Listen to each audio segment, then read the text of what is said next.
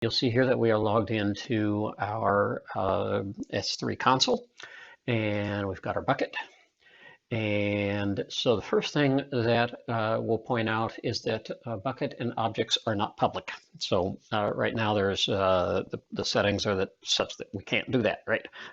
So let's just try real quick here under access control. And you see our ability to actually make this file accessible to everyone is we actually can't do that. They're grayed out. So let's go back to our bucket policy and go to permissions. And in this case, we will turn this off. So now these global settings for the bucket we are no longer globally blocking public access. And you'll note there that we also had to type in confirm in order to change that setting. Now we see that objects can be public, and if we click on that, the bucket is not public, but anyone with appropriate permissions can grant public access to individual objects. And so if we go back to our objects, and we come down here to lorem ipsum, and we edit our access control lists, and we make this object readable. Notice here that we also need to do another confirmation, or else this isn't going to stick. And so they really do try to make it hard, at least through the console, to override the public nature of content in buckets. And so sure enough, now if we save this, now if we come over here to our object URL, and I'm just going to open that in a new tab so we don't lose anything. Sure enough, I can read that file. There's our lorem ipsum text. And so now let's come back to our bucket.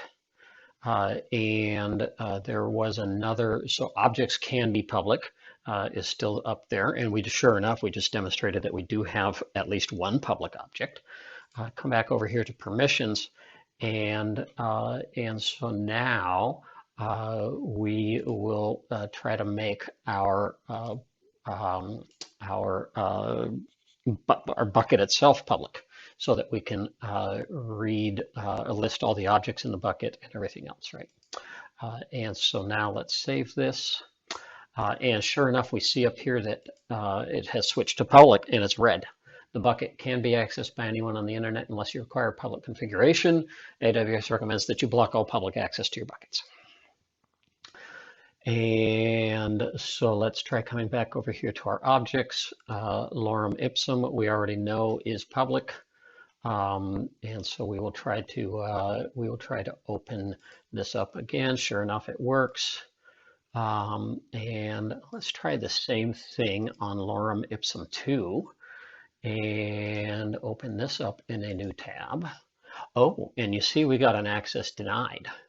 And so that is because this object does not currently have any read permissions set up for public. So let's try to do that. And I will save the changes again. And so now let's try to refresh this. Oh, and now we got an invalid argument. Now, in another video where we were discussing S3 encryption settings, we explained the difference between using SSE S3 and using SSE KMS. Especially with a customer master key. And so this is what we're seeing here, because even though this object is in a publicly accessible bucket with a publicly accessible read access control list, it is encrypted with SSE KMS using our own key, and so the encryption settings have taken precedence, and the public user anonymous internet access is unable to decrypt the file. And so this is another advantage of using SSE KMS with a customer master key that you specify so that you get that additional layer of protection, even if the bucket does slip into and the objects slip into a public accessible access control list. That the files are still protected with encryption. So that concludes our, there was one more thing to demonstrate here.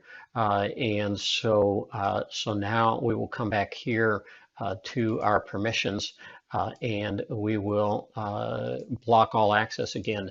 And we have to type in our confirm. And sure enough, bucket and objects are not public. If we come back here and try to grab our lorem ipsum file, we get access denied.